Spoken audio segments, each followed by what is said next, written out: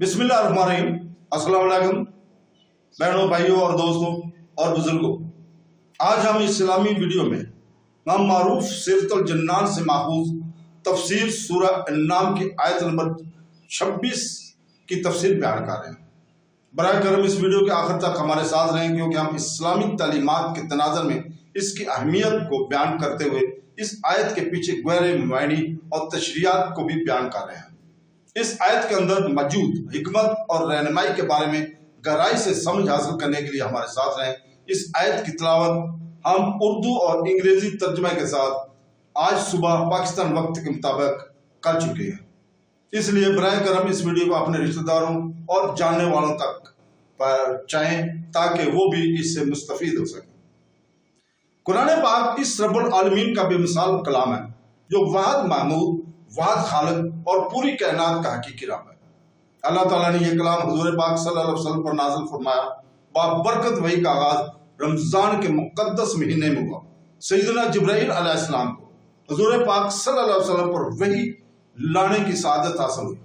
कुछ बाबरकत आयात आपको बराह रास्त अता की गई। हालात तो वाक़यात के लिहाज से सबसे फसी जबान में, अरबी जबान में तकरीबन 23 साल के अरसे में वही अल्लाही का नज़ूल हुआ।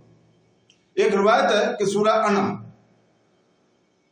हजरत मोहम्मद सल्लल्लाहु अलैहि वसल्लम के ऊपर उस वक्त नाज़िल हुई जब वो अपने ऊंटनी के ऊपर सफर कर रहे थे और उनकी डोर, उनकी तार हजरत अस्मा रज़ी अल्लाह ताला ने पकड़ी थी। तो दोस्तों, सूरह अनम कुरान मजीद का छठी सूरह है, जिसमें 165 आयत है। कुरान मजीद में सूरह फातिहा, सूरह बकरा, सूरह इमरान, सूरह निसा और सूरह अल माइदा के बाद तरतीब से आने वाली ये सूरत वाज़ह मौज़ूआत पर मरकूज है। रुकू की तादाद 20 है, आयात की तादाद 165 है। सूरह अनाम के फ़ैद में मुआफ़ी और खुशकिस्मती शामिल है। सूरह अनाम का नाम इसकी 15 आयत से लिया गया, जो 136 से शुरू होकर 150 पर ख़त्म होती है। इन आयत में अल्लाह की तरफ से पैगाम की असल फिक्र किलों के बारे में थी।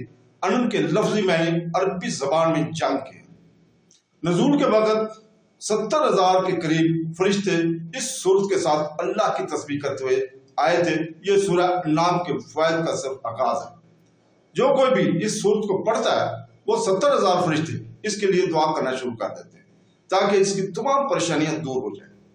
अल्लाह ताला ने सूरह अनाम की आयत नंबर 26 में फरमाया, जिसका तर्जुमा है, और वो दूसरों को इससे रोकते और खुद इससे दूर भागते हैं, और वो अपने ही आप को हलाकत में डालते हैं और इन्हें शाऊर नहीं।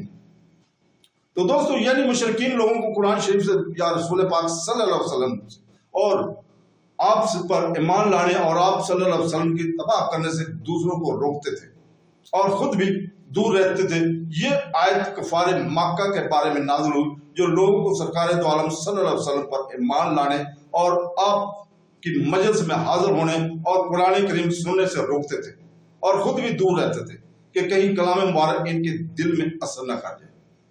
हजरत अब्दुल्ला बिन अब्बास रज़ी अल्लाह ताला ने फरमाया कि यह आयत ताजदार रिसालत सल्लल्लाहु अलैहि वसल्लम के चचा अबू तालिब के हक में नाज़िल हुई, जो मुशरिकीन को हुजूर पाक सल्लल्लाहु अलैहि वसल्लम की इज़हार सानी से रोकते थे और खुद ईमान लाने से बचते थे।